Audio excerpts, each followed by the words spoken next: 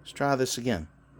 I did this once, my vertical shit on my phone fucked up. So here's what I'm dealing with out of the Chevelle. I had one filed in number 5. Now it's out of focus again. You fucking bitch. There we go. That's what we got. Focus, you bitch. There we go. Isn't technology fucking swell? Goddamn motherfucking whore. But number 5 was filed. So I have to duct tape drags on while I'm doing this. I got all this side fucking done. One of the last 2 on this side. And we'll take it for a ride and see if it still has a crazy fucking backfiring and shit at $4,000 and up. We'll see what happens.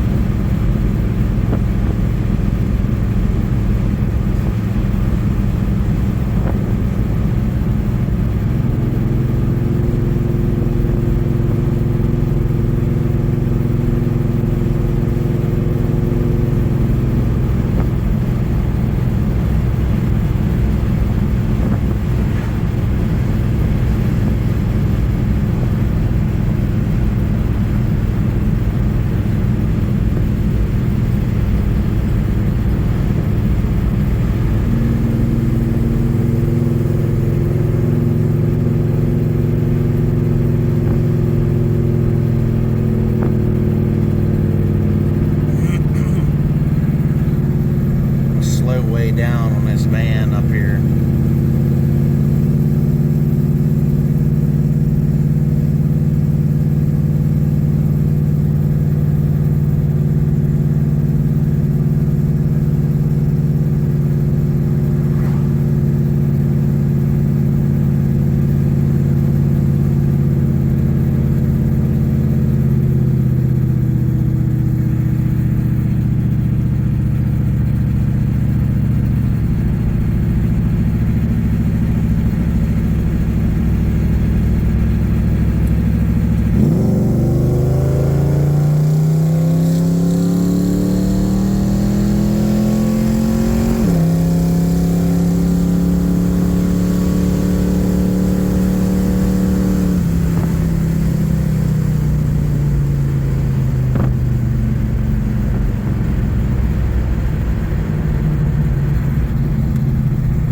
we go.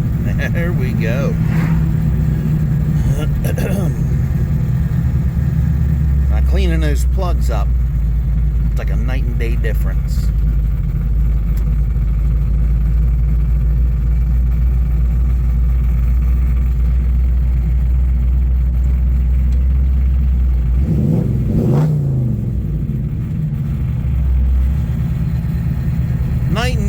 difference.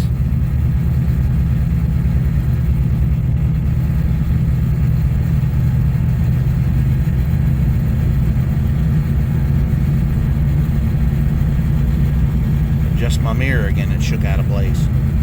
Yeah, it was a smooth transition from $3,000 up to 5,500.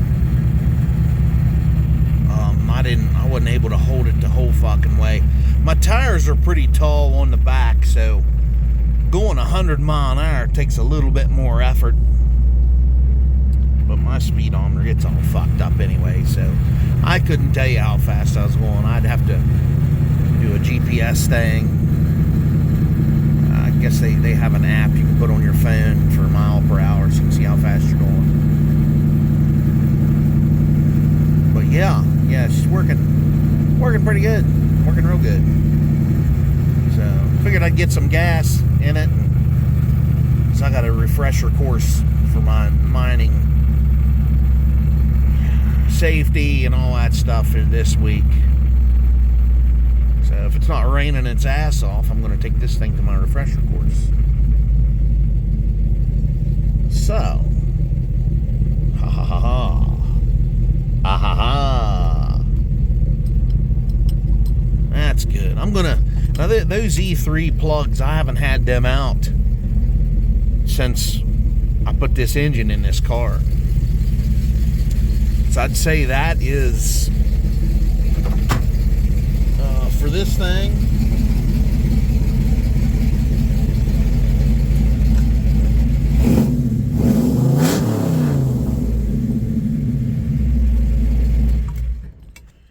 it's pretty damn good.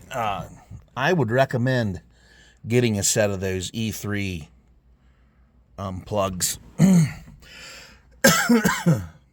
a minute here. Clean this off. There we go. That's still not real good, but anyway, a guy I know that has a Barracuda drag car, he puts them in there a lot. Those were some neighbors stopped by, revved it up at them, and they stopped by and revved their car up at me. Their little Chevy, I forget what it is, Traverse or something like that. Anyhow, yeah, I would definitely recommend getting those plugs. They're pretty good plugs. They're not real cheap, but it's like anything else, you get what you pay for. So, cleaning them up, there was, as you could see, there was a lot of junk on them. So, cleaning them up really made a big difference. And I'd forgot about that. I used to do it all the time with the AC Delcos. I used to have to always clean them up because they would get dirty. I could clean them up 3 times before they were completely worthless. And I got real good at cleaning them when I had the last Chevelle that I had, the yellow 70. And I'll do a little video on that car sometime. If I can get my VCR to work. I actually have an old drag racing video from 1994 from when we went to the drag strip. And you'll see me on there a little bit. I'm a very young 16-year-old man there, and you'll get to see that. But anyway, I'm gonna try and get that to work somehow. And I have some old footage on a camcorder that I have. It's got like a tape inside of it, and you can put it in a bigger VCR tape and play it. So I would have to record it off the TV in order for that to be on my phone here, and I would have to do that when nobody is home but me. Or if I could, maybe I can hook that old camera up to my television here in the garage and maybe tape them from there, or I'll play it from there so I can tape it in here. So we'll see what happens here. I'll see what I can do. It does have the white, yellow, and red color-coded plug-in wires. Maybe I can do that and get it to work. Maybe they're color-coded on the back of this TV. I'm going to check it out and see. I got some real old video of a pickup, like a couple pickups that I had, and I had an Oldsmobile Omega. It's on there, and the Chevelle was on there from when it was sat in here. It was still green. I was still fixing it up, and oh my, I was in my 20s back then on that video. But it was in here. It was kind of dark in here back then. I didn't have very many lights. Of course, it wasn't really my garage back then. It was still my dad's, and his GTO was still in here. But anyway, maybe I'll do a video with that stuff. Put that on there. That would be awesome to see again. That way I wouldn't have to really mess with those old tapes much, because they're kind of, I want to say they're kind of, they're getting old, and they're getting all stretched and starting to dry out and all that other shit. And so anyway, everybody, so I solved my problems. Plus, I want to say something about the 84 C10. Got the brakes bled on it today. I had a lot of problems with that. I'm going to explain it. Now, on those trucks, they have a proportioning valve. Maybe I can show you on this truck here. Okay. Here's the proportioning valve on this truck right here. Okay. Now, because this, it's got power brakes, the master cylinder has a divider in it. It's kind of rusty. I need to clean it up and paint it. But anyway, here's your switch that tells you when your brakes are failing. Mine's on all the time in the dash. This switch is bad. It's wore out. But anyhow, this one, you can see the master cylinder comes into these, into two separate spots. One is to the back, one's to the front. This side goes to the front, this side goes to the back. Okay, now this, it's sitting turned this way, like this would be out here. But you have a fitting on the end here that's got a plunger device thing in here, and there's a piston in here. Now it sits down there on the frame, like right in there on the 84. So I don't know why they put it down there. It's beyond me, because it'd be easier to fuck with up here. But anyhow, what happens is I pulled this fitting off the end to put a new line on, because I couldn't get this line loose.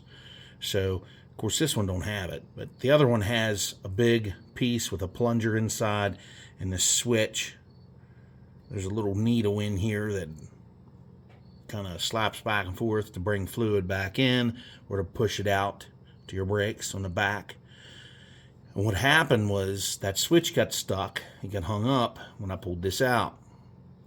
I put it back in. The switch in here, the piston in here, did not activate anything. It would let a little bit of brake fluid pass. And it did it over and over. And it would not fucking let them bleed back there. Brake fluid would come out, but it would trickle out real slow. And, you know, like you were at the tail end of a piss. It was that bad. It was very, very awful. So what I did, I'm going to show you, I'm going to tell you what I did to make it easier for y'all to understand. Now, I went on a forum. I know I hate going on forums because a lot of times they're argument places.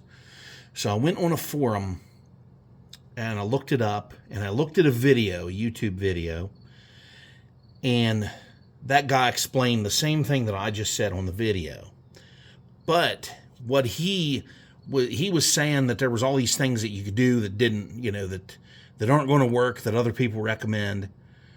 But here's what worked for me. Okay. I had my brother-in-law in the truck pumping the brakes. We were very unsuccessful. I even cracked the bleeders open on the drums and left him pump them over and over and over, thinking that there would the air would come in and it would help pull some fluid out and bring pressure back. But it did not. And the brake pedal, every time I'd bleed them on the back, the brake pedal would not get any cushier. It wouldn't go to the floor like they're supposed to. When you push on the brake, it did not go to the floor. Didn't. And I thought, what in the fuck are we going to do? What am I doing wrong here? What do we got to do to make this work? So I read in the forum, this one guy said that he bled his front brakes first, and then he bled the back ones. So that's what I did. We bled one at a time up front, just like you got done putting on a new caliper and you filled it up with brake fluid. So I bled those. Those motherfuckers shot up like a geyser. The pedal went to the floor. Bled the other side. Same deal. Pedal went to the floor.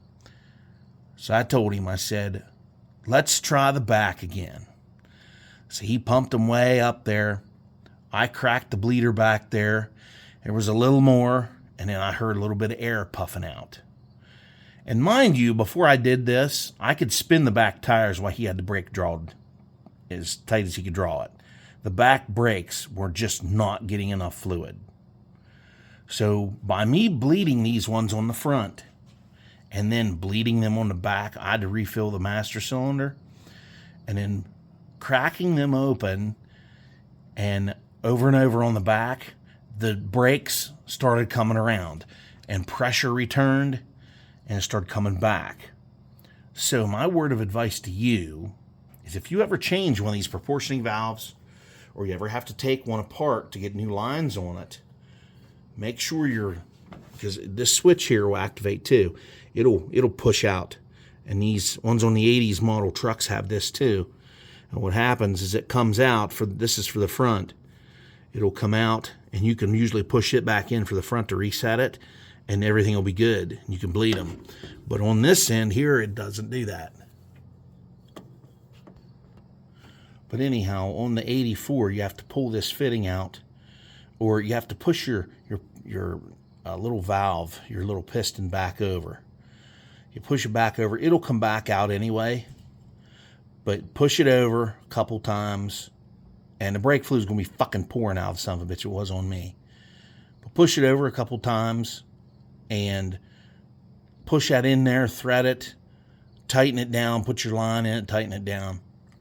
Then bleed your two front brakes, bleed your back, fill your master cylinder up, bleed them again. Bleed them till there ain't no air in them. And I mean, the air, you'll see a difference. So if you ever do that on these sons of bitches, you'll know what to do. That way you don't get confused about it. But that's what worked for me. Now, I've heard of cracking all the lines loose at the proportioning valve. Like breaking one loose, having somebody pump it till you saw fluid, and tightening it, and pumping this one up and loosen it and tighten it. Same deal for these other two. And then going to each wheel. I've heard of that. But the thing is, everything was so rusty on that other truck that there was no way. I'd have been putting lines down from that bastard too. Well, I got two on it. Two brand new ones on it right now.